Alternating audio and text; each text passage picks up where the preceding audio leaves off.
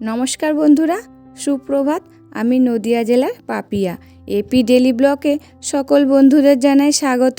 তোমরা কেমন আছো সবাই? আশা করছি সবাই ভালো আছো আর সুস্থ আছো। আমিও না বেশ ভালো আছি। আজকে হচ্ছে বুধবার, এখন ঘড়িতে বাজে সকাল 5:30। এখন থেকে তোমাদেরকে সাথে নিয়ে ব্লগটা শুরু করছি। আশা করছি ব্লগটা কিছুটা হলেও তোমাদের ভালো লাগবে। এই যে ঘুম থেকে উঠে আগে দরজাগুলো সব খুলে দিলাম, দিয়ে একটু রাস্তার দিকে গেলাম, হাঁটাহাঁটি করে চলে আসলাম। সারাদিন তো আর টাইম পাই না, তাই আজকে টাইম ছিল, তাই একটু হাঁটতে গেলাম। তবে যাই হোক বন্ধুরা, এবার এক বালতি জল নিয়ে এসে সদর দুয়ারে ঢেলে দিলাম। বাবা উঠে পড়েছে, টোটো নিয়ে বেরোবে, ওর জন্য আগে সদর দুয়ারে জলটা দিয়ে দিলাম। তবে যাই হোক বন্ধুরা, ভিডিওটা স্কিপ না করে সম্পূর্ণ ভিডিওটা দেখার অনুরোধ থাকলো। এবার ঘরগুলো ঝাড় দিয়ে নিয়েছি, সেটা তোমাদের সঙ্গে আর শেয়ার করলাম না। আর এই যে আমার ঘর মোছাটাও হয়ে গেল, সেটা একটু সিঁড়ি মুছতে মুছতে তোমাদের সঙ্গে শেয়ার করলাম। তারপরে এদিকে চলে এসেছি উনুন পাড়ে, বাসি উনুনের ছাইগুলো তুলে নিচ্ছি এবার। তবে যাই হোক বন্ধুরা, ভোরবেলায় উঠে সংসারের কাজ, রান্না, বাচ্চার স্কুল, আমার সেলাইয়ের কাজ সব একা হাতে ম্যানেজ করি কী করে, সেটাই তোমাদের সঙ্গে আজকে শেয়ার করছি। তবে যাই হোক বন্ধুরা, এদিকে হাঁড়ি কড়াই দুটোর উপরেও মাটি লেপে নিলাম। এবার সকালে উঠোনটাও ঝাড় দেওয়া হয়ে গেছে, সেটা তোমাদের সঙ্গে শেয়ার করিনি। তারপরে স্নান করে এই যে চলে এসেছি ঘরে, একটু সিঁদুর পরে নিলাম, এবার কাজে লেগে পড়বো। এবার এই যে সবজি বানাতে বসে গেছি। সবজি বলতে শুধু আলুই বানাবো, আজকে শুধু মাংস হবে আর ভেন্ডি ভাজা হবে। তা আমার সবজিগুলো বানানো হয়ে গেছে। তারপরে মশলাটা করে নিলাম, জিরে, আদা, রসুন, পেঁয়াজ। তারপরে মাংসর ভিতরে দিয়ে লবণ, হলুদ, তেল, তেজপাতা দিয়ে মাংসটাকে ম্যারিনেট করে রাখলাম। এই মাংসটা আগের দিনে আনা ছিল, তোমরা তো দেখেছই, সেদিন করিনি, তা আজকে করব। এবার সকালে মেয়ে মাংস না খেয়ে চলে যাবে স্কুলে, তার জন্যে কটা পকোড়া ভেজে দিলাম মাংসের, আর একটা ডিম আমলেট করে দিলাম।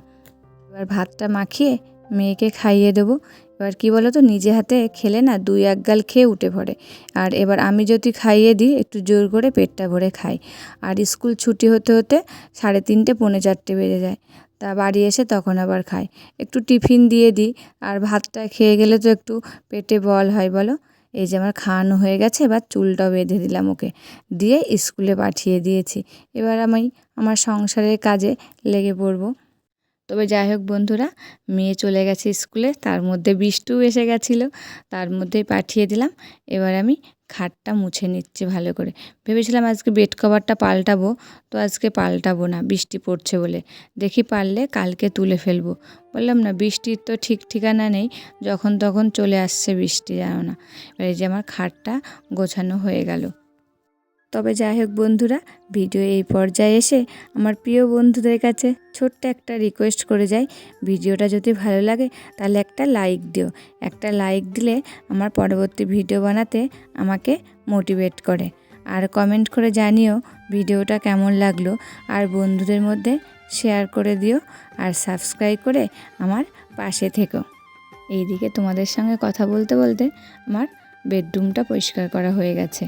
এবার আমি চলে এসেছি আমার ডাইনিং রুমের টেবিলের পরে, একটু গাছগাছালিগুলো রয়েছে সেগুলোকে একটু পরিষ্কার করে নিলাম। এবার বেসিনটাকে পরিষ্কার করছি। বেসিনটায় হাত ধোয়া হয় তো, ওর জন্যে খুব নোংরা হয় তাড়াতাড়ি বেসিনটা। আর আমাদের কলের জলটা খুব একটা ভালো না, ওই যে ফটফট দাগ হয়ে যায় বেসিনের মধ্যে, তাই বেসিনটাকে একটু ধুয়ে দিলাম। তবে যাই হোক বন্ধুরা, এরপর চলে এসেছি রান্নায় আগে ভেন্ডি ভাজাটা করে নিয়েছি। তারপরে মাংসের আলুটা ভেজে তুলে নিলাম। ওই তেলের মধ্যেই জিরে ফোড়ন দিলাম, তেজপাতা, শুকনো লঙ্কা, গোটা গরম মশলা আর পেঁয়াজ দিয়ে ভেজে নিয়ে মাংসটা ঢেলে দিলাম। এবার মাংসটা কষে গেলে জল দিয়ে দেব। তার মধ্যে আমি ভাতের হাঁড়িটা আজর করে নিচ্ছি। এবার কালি হাঁড়িটা তো ওই ঘরে নিয়ে যাব না, তার জন্য ভাতগুলো একটা গাবলায় ঢেলে নিলাম।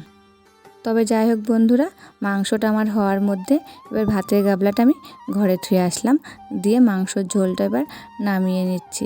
এবার হাঁড়ি কড়াইগুলো মাজলেই হয়ে যায়। এই যে হাঁড়ি কড়াইগুলো নিয়ে যেয়ে কলপারে ভিজিয়ে থুয়ে আসছি। এবার উনুন পাটটাকে ভালো করে নিকিয়ে নেব। কী বলতো, রান্নার সঙ্গে সঙ্গে উনুন পাটটা নেকাতে হয়, ওর জন্য রান্না করার সঙ্গে সঙ্গেই উনুনটা নিকে ফেলি।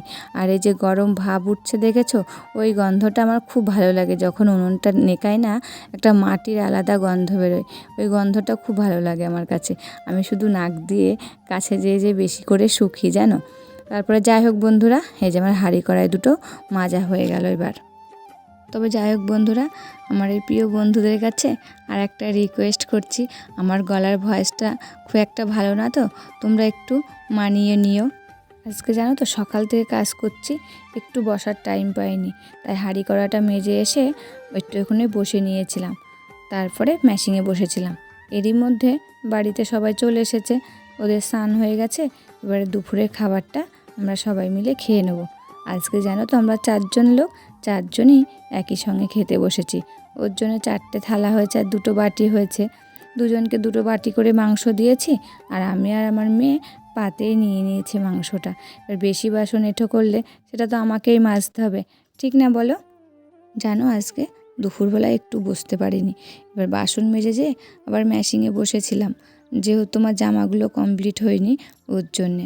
তারপরে এই যে এখন বিকেল হয়ে গেছে, আর একবার ঘরটা ঝাড় দিয়ে নিচ্ছি। কথায় আছে না, সকাল সন্ধে ঘর দূর ঝাড় দিতে হয়, দুপুরবেলাও একবার দিই আমি। আবার এই যে বিকেলবেলা সন্ধ্যের আগে আর একবার ঘরটা ঝাড় দিয়ে নিচ্ছি, নিয়ে আমি একেবারে আর একবার স্নান করে নেব। যেহেতু সেই সকালবেলা স্নান করি না, এই গরমের মধ্যে আর একবার স্নান না করলে ভালো লাগে না। এই যে সন্ধ্যার আগে আর একবার স্নান করে এসে আবার মেশিনে বসে পড়েছি, যেহেতু আমার মালগুলো কমপ্লিট হয়েছিল না। তারপরে এই যে সন্ধ্যার পরে চা বানাতে চলে এসেছি। আজকেও যেন গন্ধরাজ লেবুর পাতা দিয়ে চা বানিয়েছি। আর বাবা বাজারে গেছিলো, আজকে বাবা হচ্ছে চপ নিয়ে এসেছে 2টো করে সবারই জন্যে, তাই মুড়ি মাখিয়ে সবাইকে চপ দিয়ে চা দিয়ে দিলাম। তারপরে আর কোনো ভিডিও করিনি। এখন রাত 11টা বাজে। এই যে বাবা খাবে না, আমরা 3 জন মিলে খেতে বসে গেছি এবার। আজকে আমি এখন আর ভাত খাবো না, দেখছো পাউরুটি রয়েছে, পাউরুটি দিয়ে মাংসের ঝোল দিয়ে খাবো। আমি খাচ্ছি, আবার বাবার ছেলে বলে কি আমাকে একবার দাও, তাই ওর মুখে আর একবার দিলাম। যাই হোক বন্ধুরা, ভিডিওটা আজকে এখানেই শেষ করছি, আবার পরবর্তী ভিডিওতে তোমাদের সঙ্গে দেখাবে, ততক্ষণে তোমরা ভালো থাকবে।